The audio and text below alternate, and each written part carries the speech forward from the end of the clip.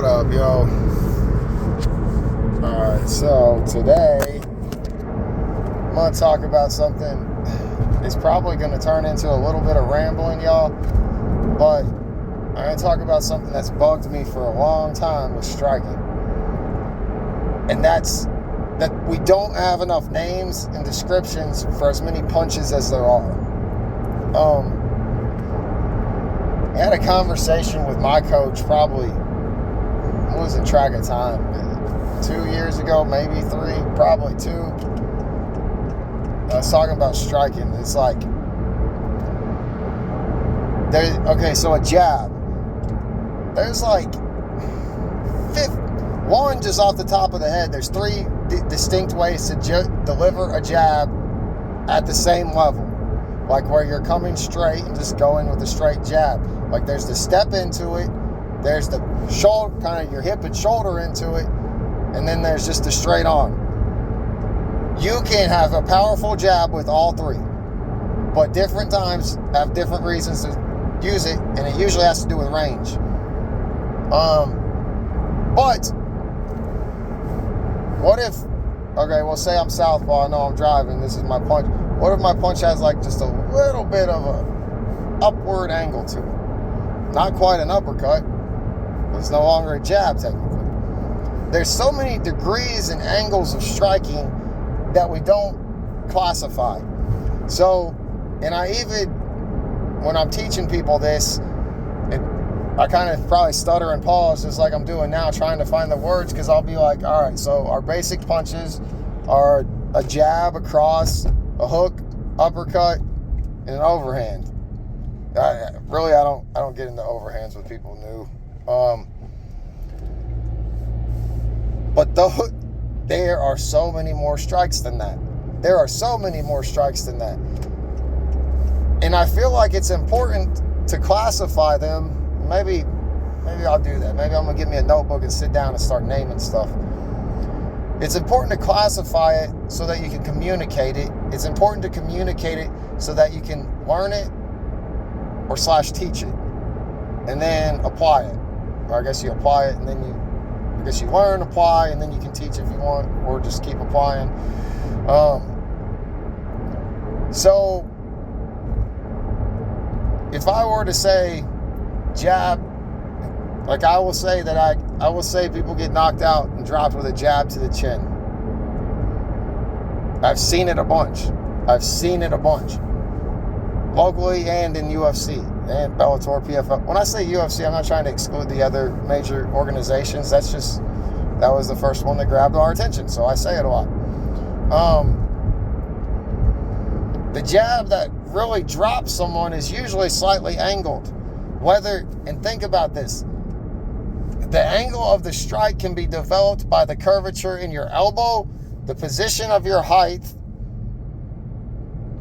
or the position of your feet in relation to your opponent.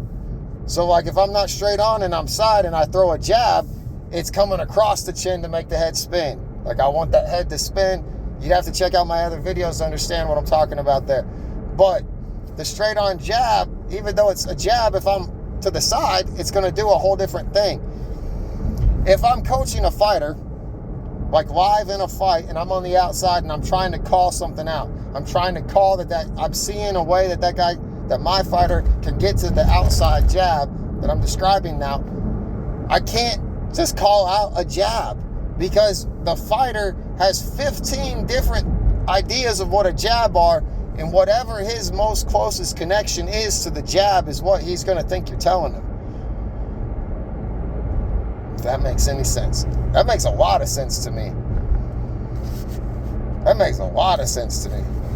So then you get these pause, and people that know me will know I talk about this a lot, like how the mind has to pause to react. So the coach calls out a jab, that person then has to hear that. They have to hear it, then they have to process it in their brain, and they have to tell their body to do it, and then they have to effectively actually do it.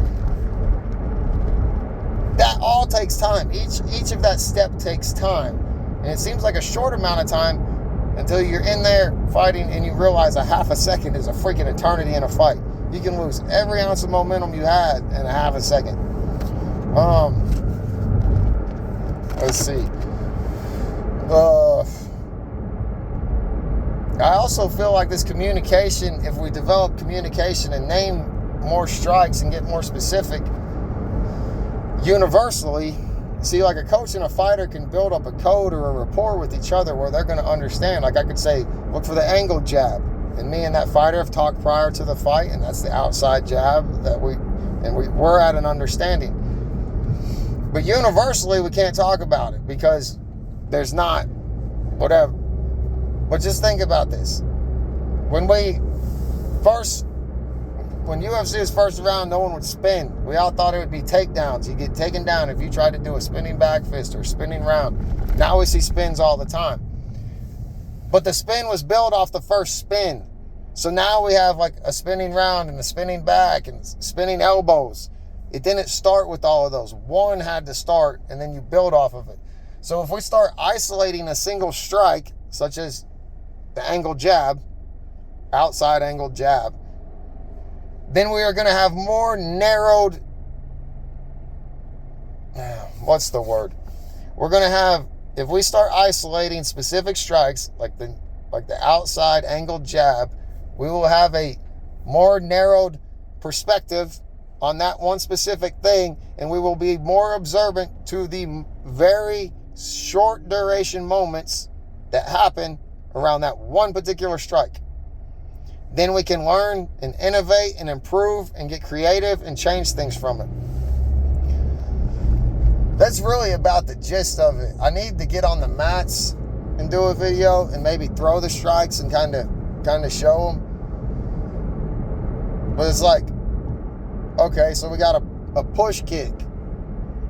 A push kick could come off your back foot or your front foot. Why? When we're standing, this is a jab and this is a cross, but a push kick could be either one. Then we got the teep kick, which is very, very similar, except the foot angle is different. And really, with a push kick, you don't have to even push. The part of your foot that you choose to utilize, you can bounce off if you ever so choose to. Well, now, there's going to be people who haven't done it and don't understand. They'll be like, oh, that's crazy. Yeah, it's crazy till I do it. Yeah, I think I'm going to end there. 7 minutes and 30 seconds. So to recap on today, there's all kinds of strikes that aren't described because I don't know why. But I feel like it would benefit us as a sport, as fans, to start narrowing down these strikes and finding these very, very specific differences in every type of jab and every type of cross. And then we would innovate and improve and get creative. We'd start recognizing when we're throwing that one instead of just throwing stuff and not realizing what we're doing. But yeah, that's my concepts with Kimbler today. Let's all get together and come up with some words.